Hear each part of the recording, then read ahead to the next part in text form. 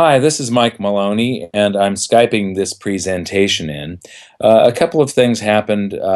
Last week, Hillary Clinton had made the statement that businesses do not create jobs, that they're not responsible for job creation. Uh, Quite a while ago, Barack Obama had said that entrepreneurs don't create businesses. It's not businessmen that create businesses. And recently, Janet Yellen had said that she's gotten on this income inequality bandwagon, that this is a dangerous situation, that the rich make too much, and it's the fault of the corporations, I guess, according to her. Now, I want to make clear that this is not a Democrat or Republican issue. This is about the people in Washington being so disconnected from reality that they are dangerous. They don't know the economics behind the economy. They don't know how it works. They make these dangerous statements just to gain popularity. But it's a very bad and insidious thing because it infects other people with these ideas. And so I wanted to show you, and again, I believe that it would be the same if it was a Republican administration right now as it is with the Democratic administration. So I'm not actually harping on individuals. It's just that individuals did make these statements. And I just want to show you how wrong this is. It seems like what government is trying to do is if they can't tax businesses to death, they want to regulate them to death. But they do want to exterminate business. And here's the problem with that. All prosperity comes from the single transaction. And if you think about the transactions you've made in your lifetime, very few of them were not with a business where it was direct between individuals.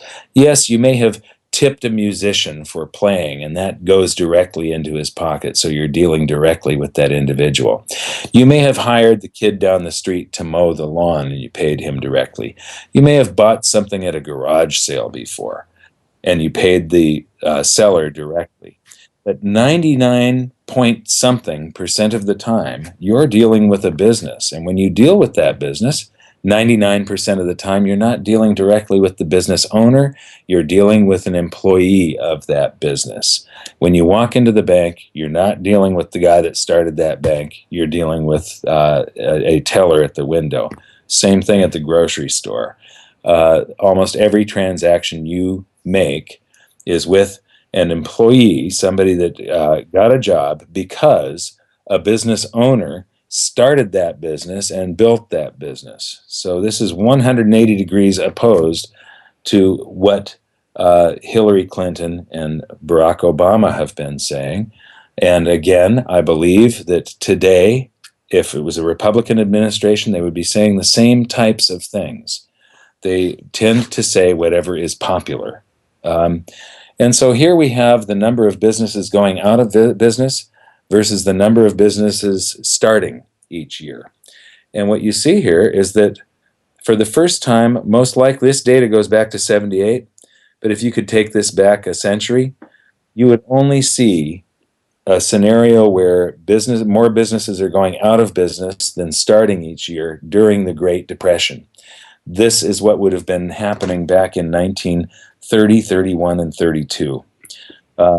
This is a very dangerous situation, and part of this is because the public votes with their wallets. And what the public has been voting for quite a while, the American public tends to vote for quantity over quality and for low price over variety. So they want something cheap and they want a lot of it, and they don't really care what it is. But the other part of this is that it's the government regulating and taxing businesses to death. And it's like they're trying to exterminate businesses.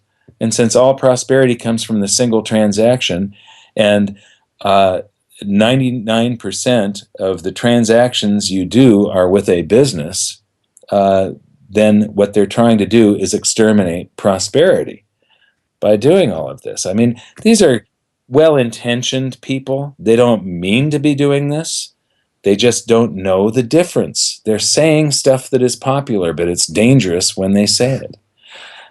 So we'll move on from this chart. I'll come back to it later. These are the things that businesses are dealing with today. When polled, small business owners said that their biggest challenges, so these are the things that keep them up at night, worrying about how to stay in business, how to grow, and how to deal with all of this stuff. The top concern is the healthcare bill. Well, what is that? That's government. Next concern is overregulation. What is that? That's government. The next one is economic uncertainty.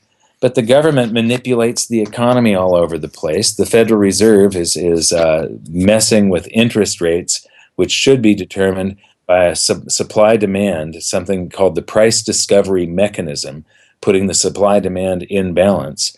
And so they mess with the economy. They create bubbles. The bubbles pop. That's one form of economic uncertainty, is you don't know what the economy is going to do in the future.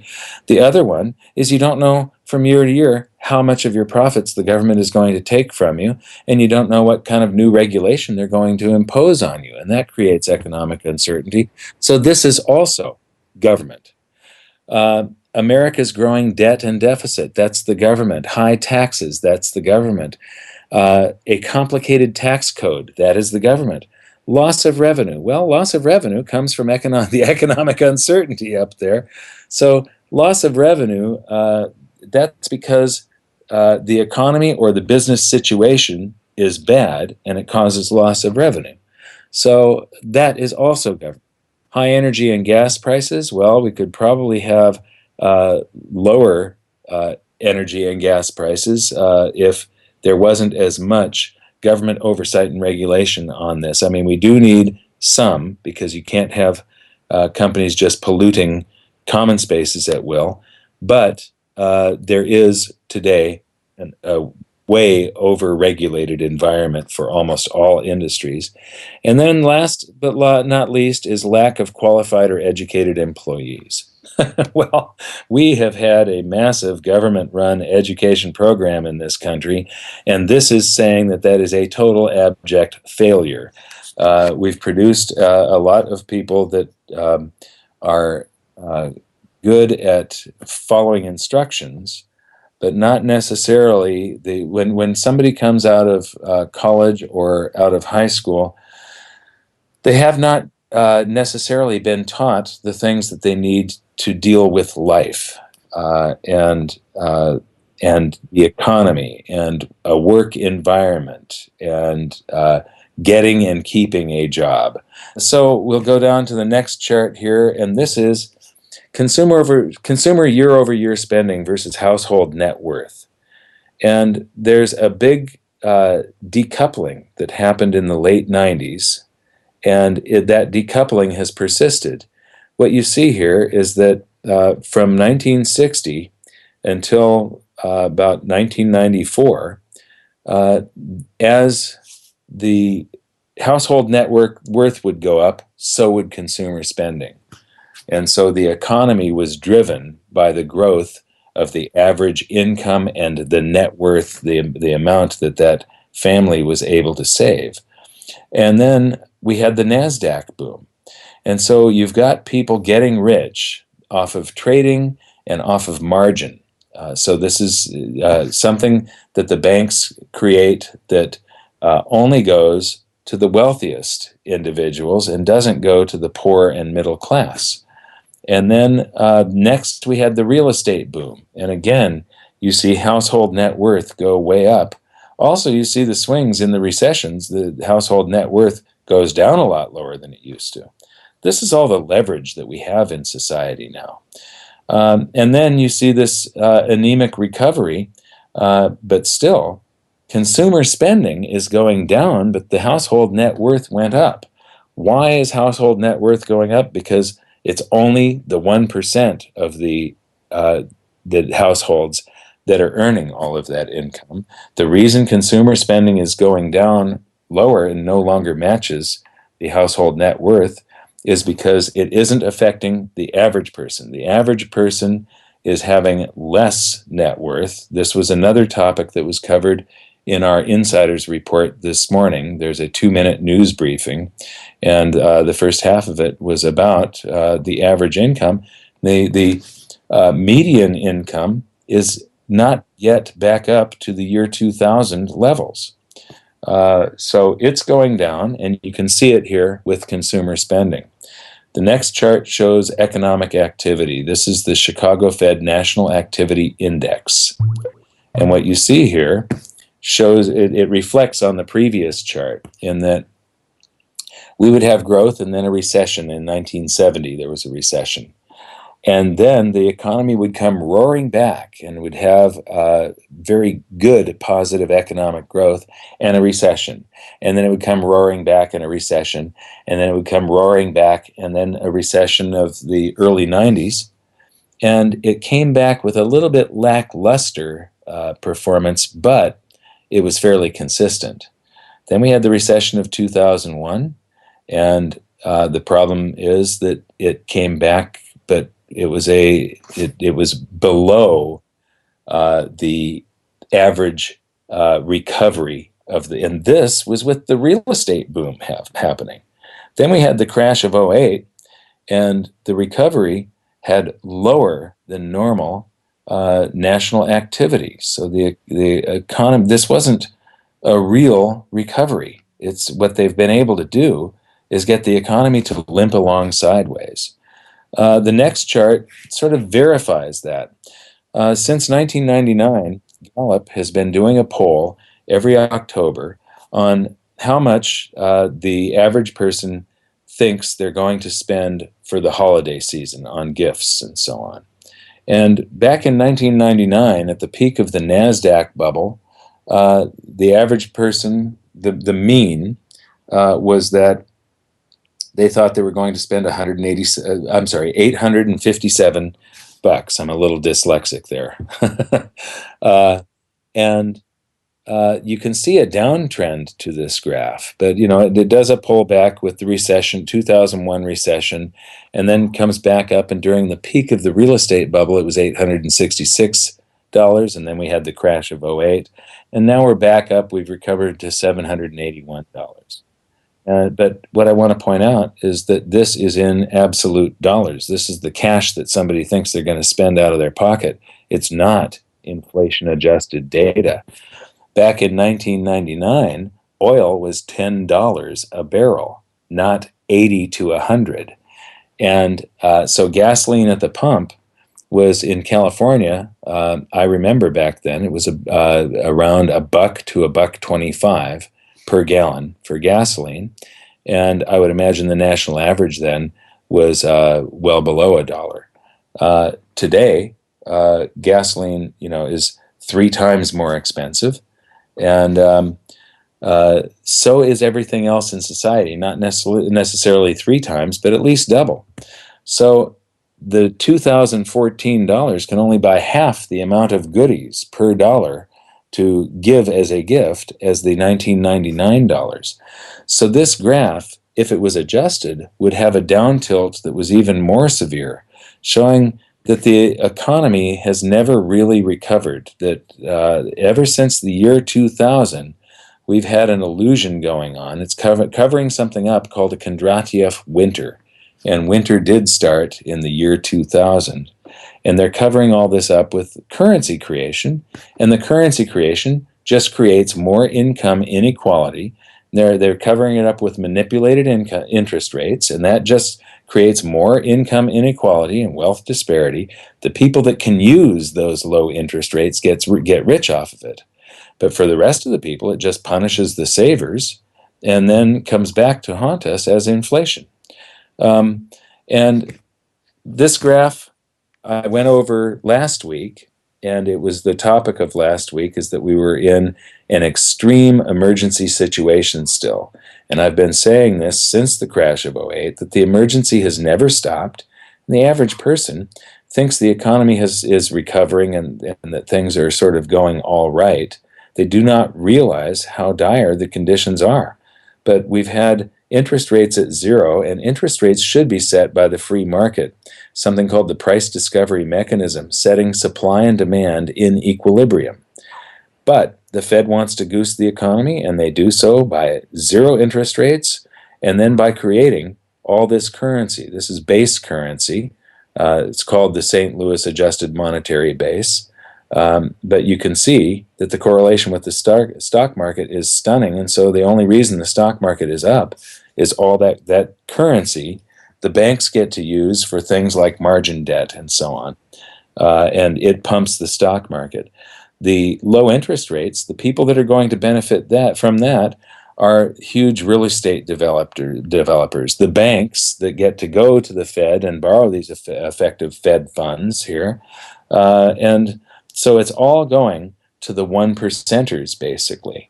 It doesn't trickle down into any of the middle class, the upper middle class, or the poor. And the next chart is sort of the long view of that. Again, just to remind you that we're in this extreme emergency, that Janet Yellen is the one creating, it was Ben Bernanke, but now it's Janet Yellen creating the income inequality, the wealth disparity, and then she's complaining about it when it's her fault.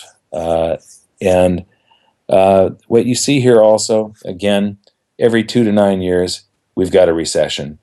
And we're coming up to where there will be a recession due soon. When that happens, if they've already got interest rates at zero, they're out of ammunition there.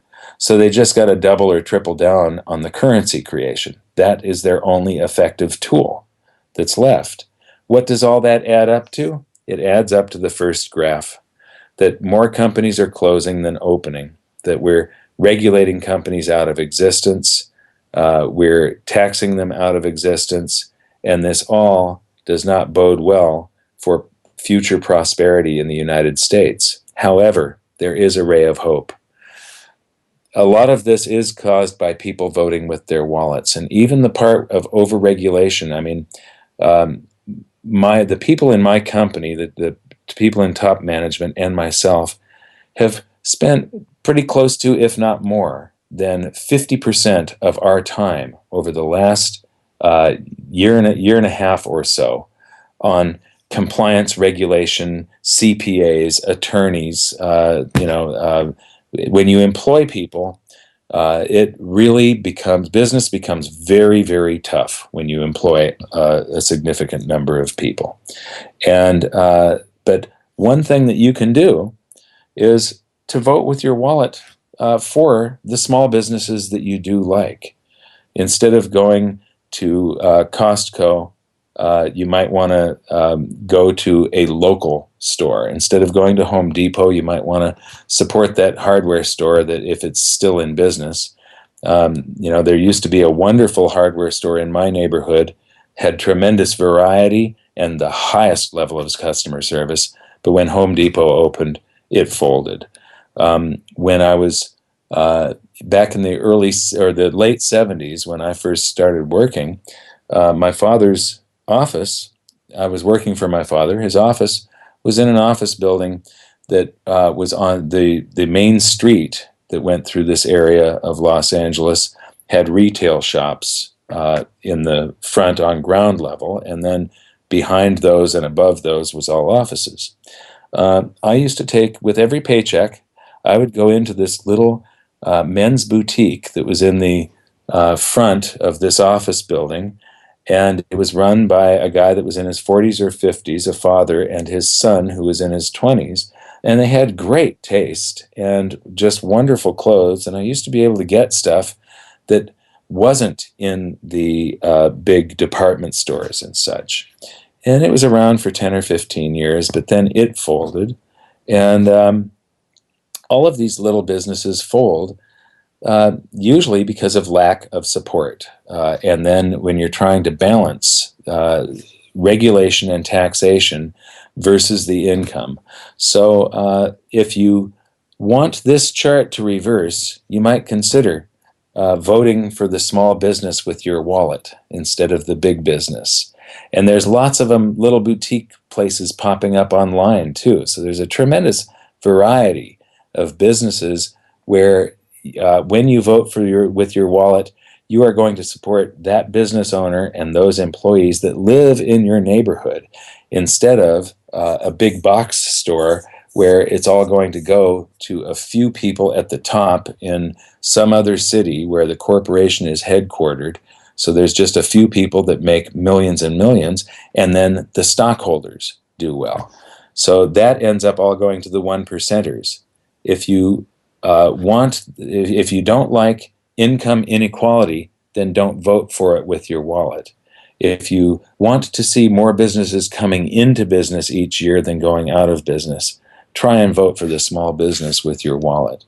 But to get back to the opening, this is a dangerous situation. If I had data that went back a century, we would probably see that this is the first time since the Great Depression that more businesses are closing than opening. And we've got this at the same time that we have leaders saying that businesses don't create jobs and entrepreneurs don't create businesses, and that is a dangerous situation. So I think we all need to reflect on who we vote for. And hopefully we will have better options in the future. Until then, good luck, and we'll see you next time. Thank you.